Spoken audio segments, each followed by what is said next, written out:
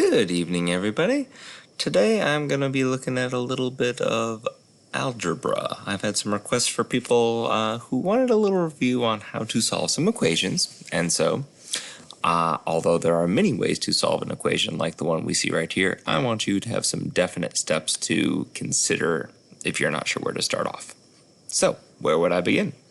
When I look at this, what I notice first and foremost is that there are parentheses on the right-hand side, and those need to go. So the first thing I'm going to do is use the distributive property to get rid of those parentheses.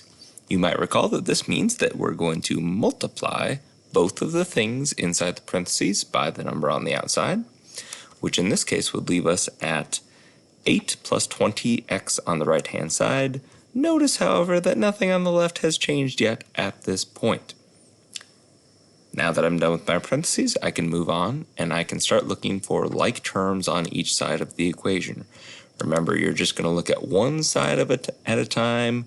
Think of it as there's a big old dividing line down the middle of the equations, and you can only put together the things that are on one side to begin with. When I look at the right, I notice that 20x, well, that's got a variable, and 8 does not, so I know I'm not going to put those together. But if I slide over to the other side, I certainly have 10x right here and negative 7x right here, and I know that those can go together because they both have a variable term. So on my next line, I have done that thing. I have taken 10x minus 7x to make 3x, and again, notice that everything else remained the same. Now that all of the like terms are put together, I'm starting to think, well, I need to get x by itself eventually, and it's going to be really hard to do that if x is on both sides. So, next thing to do is to move all of the variable terms to one side. We have a little bit of a decision to make because there's 3x on the left and 20x on the right. You could cancel out either one of them, but I think the more reasonable thing to do would be to minus 3x from both sides, because if we do that, we're not going to introduce any extra negative numbers, which honestly tends to work out best for most people, even though it would work either way. After I do that subtraction, I'm going to be left with 42 equals 8 plus 17x, and I'm on to my fourth step.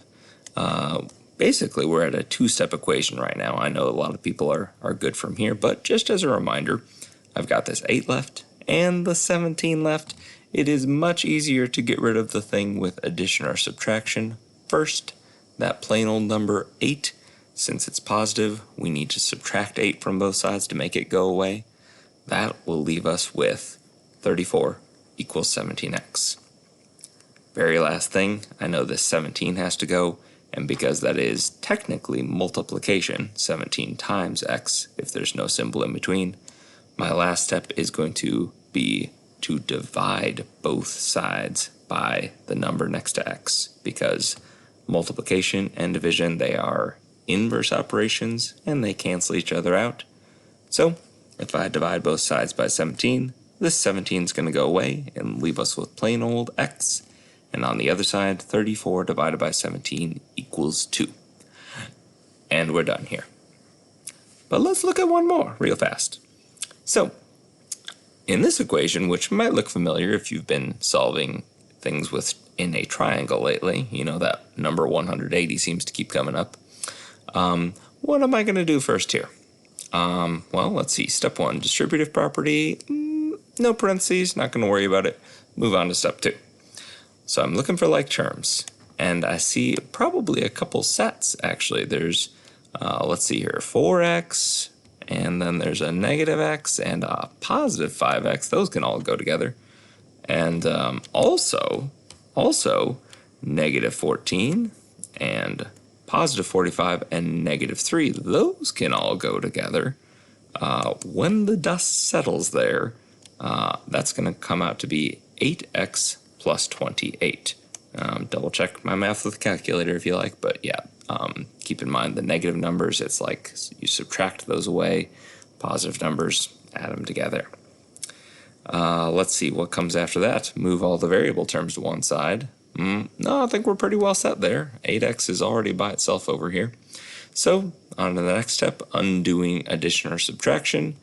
Let's see, we've got this positive 28 right here. I guess that needs to go.